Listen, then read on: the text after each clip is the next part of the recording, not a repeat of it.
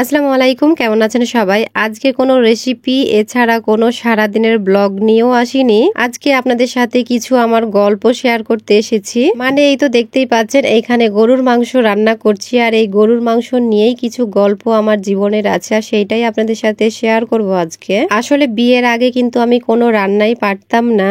আপনারা যারা আমাকে প্রথম থেকে সাপোর্ট করছেন, এছাড়া আমার পরিচিত যারা আছেন তারা তো অবশ্যই এটা খুব ভালোভাবে জানেন, আর যারা জানেন না তাদেরকে বলছি, বিয়ের আগে কোনোদিন আমি রান্নাঘরেই যাইনি, এজন্য কোনো কিছু রান্নাও শিখিনি কখনো। আর বিয়ের পরেও আমি বেশ অনেকদিন কিন্তু রান্নাঘরে যাইনি। আমার শাশুড়ি রান্না করতো, আমি শুধু খেতাম বলা যায়। কিছুদিন পর শাশুড়িকে অনেক কাজে হেল্প করতাম, কিন্তু রান্নাটা করতাম না। মানে রান্না তো জানতাম না, এজন্য রান্নাটা সাহস করে কখনোই করা হয়নি। এছাড়া আমার শাশুড়ি মা রান্না করতে অনেক বেশি পছন্দ করে, আর আমার শাশুড়ি মায়ের হাতের রান্না আলহামদুলিল্লাহ অনেক মজার। তো যাই হোক, আমি রান্না করতাম না, আমার শাশুড়ি মাই রান্না করতো। কিন্তু সমস্যা হতো, আমার শাশুড়ি মা যখন কোথাও ঘুরতে যেত কিংবা কোনো প্রয়োজনে বাসার বাইরে থাকতো, তখন সমস্যাটা হতো। আসলে আমি তো কোনো রান্না জানতাম না, এখন তাহলে কিভাবে রান্না করব আর কিভাবে খাওয়াবো? আর এইরকম ছোট ছোট বিপদ থেকেই আর কি আমার রান্না শেখা। তো আমার শাশুড়ি যখন থাকতো না, আর আমি প্রথম যখন গরুর মাংস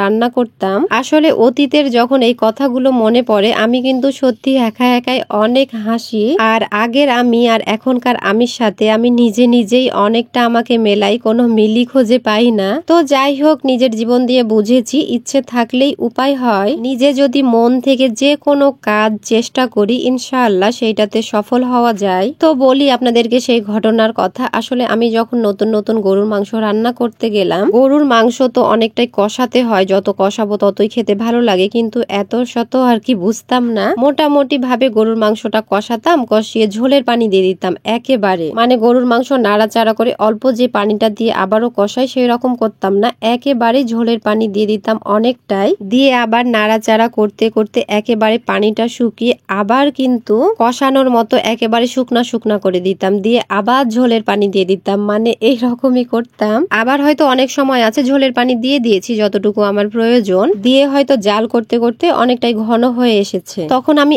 আবারও পানি দিয়ে দিতাম। মানে এই রকমই করতাম, বুঝতাম না। একদিন আমার যা আমাকে বলছে, তোমার সাথে রান্না করতে শুরু করেছি আমি গরুর মাংস, আমার কখন রান্না হয়ে গিয়েছে, তো তোমার কেন রান্না হচ্ছে না? তো তাকে আমি বললাম, এই তো আমি এইভাবে রান্না করছি। তো তার যেহেতু রান্না হয়ে গিয়েছে, সে আমার এখানে এসে আমার রান্নাটা দেখছে, আর সে কিন্তু হাসছে, বলছে এইভাবে যে তুমি বারবার ঝোলের পানিটা দিচ্ছ, এইটাতে কিন্তু গরুর মাংসের টেস্ট একেবারেই চলে যাচ্ছে। এইভাবে এতগুলো ঝোলের পানি বারবার দিলে গরুর মাংসের টেস্ট কি থাকে? তুমি একবারই ঝোলের পানি দিবা, তারপর আর কোনো ঝোলের পানি দিবা না। তো যাই হোক, এইভাবে অনেকটাই শেখালো। তারপরে আমার শাশুড়ির কাছ থেকে শিখেছি, এছাড়া আমার আম্মু, তারপরে যে রান্না করে আর কি, তাদের রান্নার দিকে দেখতাম খুব ভালোভাবে মনোযোগ দিয়ে। এরপরেই আর কি আস্তে আস্তে আলহামদুলিল্লাহ এখন আমি একটু বলা যায় না, আমি মনে করি আলহামদুলিল্লাহ এখন আমি পারফেক্ট ভাবেই রান্না করতে পারি গরুর মাংস।